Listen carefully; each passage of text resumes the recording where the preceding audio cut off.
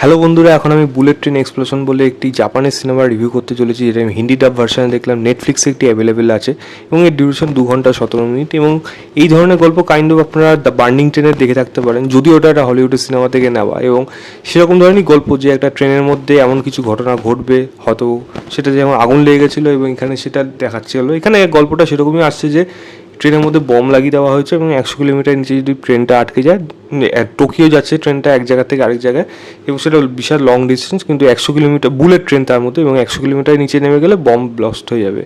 এবং এবার যারা যারা এদের যে দায়িত্ব, তারা কে কীভাবে এই ট্রেনটাকে বাঁচাবে, প্যাসেঞ্জারদের কীভাবে বাঁচাবে এক ট্রেন থেকে, কারণ বুলেট ট্রেন তো বিভৎস স্পিডে যায় এবং 100-র নিচে নামলে তো ট্রেন ব্লাস্ট করে যাবে। যে এখানে বম লাগিয়েছে তার কী উদ্দেশ্যে লাগানো, সে কে কী উদ্দেশ্যে লাগিয়েছে, এবং এই ট্রেনটা কি থামাতে পারবে নাকি প্যাসেঞ্জাররা সবাই মারা যাবে। এর থেকে বেশি জানতে হলে আপনাকে নেটফ্লিক্স থেকে এই সিনেমাটা দেখতে হবে। দেখুন, আমি একটা কথা বলে দিই, এই ধরনের সিনেমা যখনই কখনো আসে, তো প্রথম কথা হলো আপনাকে যদি এন্টারটেনমেন্ট লেগে থাকে, যে অ্যাকচুয়ালি কিছু ভাববে না, লজিক, স্টোরি টেলিং কীরকমভাবে বলছে, এত কিছু যদি না ভেবে এই সিনেমাটা দেখতে বসেন, আপনার কিন্তু খারাপ লাগবে না। আমারও কিন্তু সেরকমই এক্সপেকটেশন নিয়ে আমি সিনেমাটা দেখতে বসেছি। একটা টাইম পাস মুভি হিসাবে আমার কিন্তু এজ অফ দ্য থ্রিলিং কিন্তু আমাকে edge of the seat thrilling কিন্তু আমাকে করতে পেরেছে, কারণ থ্রিলার মুভমেন্টগুলো এবং সেগুলোকে যেরকম ডিজাইনভাবে করেছে, তার মধ্যে সাউন্ডের কাজ যেরকম করা হয়েছে, বিজিএমের কাজ, সেই জায়গাগুলো কিন্তু আপনার ভালো লাগবে। তো এরকম অনেকগুলো মুভমেন্ট আছে যেগুলো কিন্তু এই সিনেমাটার মধ্যে কিন্তু আপনার ভালো লেগে যাবে।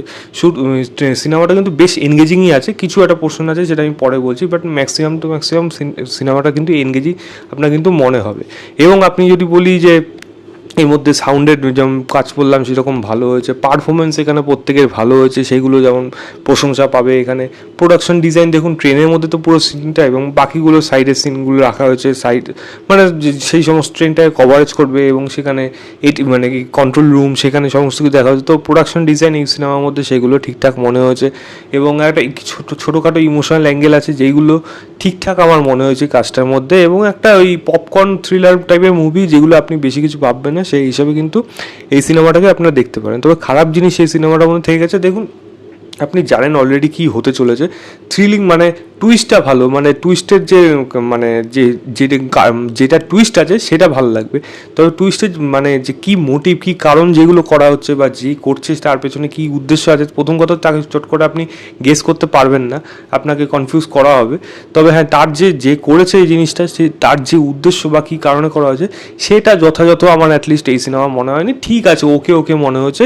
এবং সেকেন্ড হাফটা কিছু জায়গা মনে হয়েছে যে অনেক আগেই রিভিল হয়ে গেল এবং ব্যাপারটা পরের দিকে যেন একটু ড্র্যাগ হয়ে যাচ্ছে, এইটুকুই জাস্ট মনে হচ্ছে। আদারওয়াইজ সিনেমাটা নিয়ে আমার সেরকমভাবে কোনো কমপ্লেন নেই। দেখুন, ক্যারেক্টার ডেভেলপমেন্ট করা যেত, ইমোশনাল আরও ভালো করা যেত, অনেকগুলো ক্যারেক্টার আছে এখানে, মাল্টিপল ক্যারেক্টার আছে, ইম্পর্টেন্ট পাবে, যেইগুলোর দিকটা ভালোভাবে এখানে আলোচনা করা হয়নি। যেমন একজন মিনিস্টার আছে, যে এখানে কন্ডাক্টর ছিল, যে এখানে পাইলট ছিল।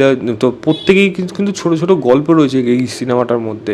একটি মেয়ে রয়েছে এখানে, যে একটা স্কুল গ্রুপের মধ্যে রয়েছে, আরও এরকম অনেকগুলো, একজন ইউটিউবার রয়েছে কাইন্ড অফ এরকম টাইপের। তো অনেক কিছু রয়েছে যেগুলোকে কিন্তু এখানে এক্সপ্লোর করা যেতে পারতো, তাদের দিয়ে কিন্তু ইমোশনাল করা যেতে পারতো, যে বাট সেটা তারা করতে চায়নি এবং পুরোপুরি গল্পের মধ্যে এইদিকেই ফোকাস রেখেছে। এবং সেখান থেকে বলতে গেলে আমি বলবো একটা ওয়ান টাইম ডিসেন্ট ওয়াচ হিসেবে আপনি এই সিনেমাটাকে গণ্য করতে পারেন। আমি এই সিনেমাটাকে ম্যাক্সিমাম 3 স্টার দেবো আউট অফ 5।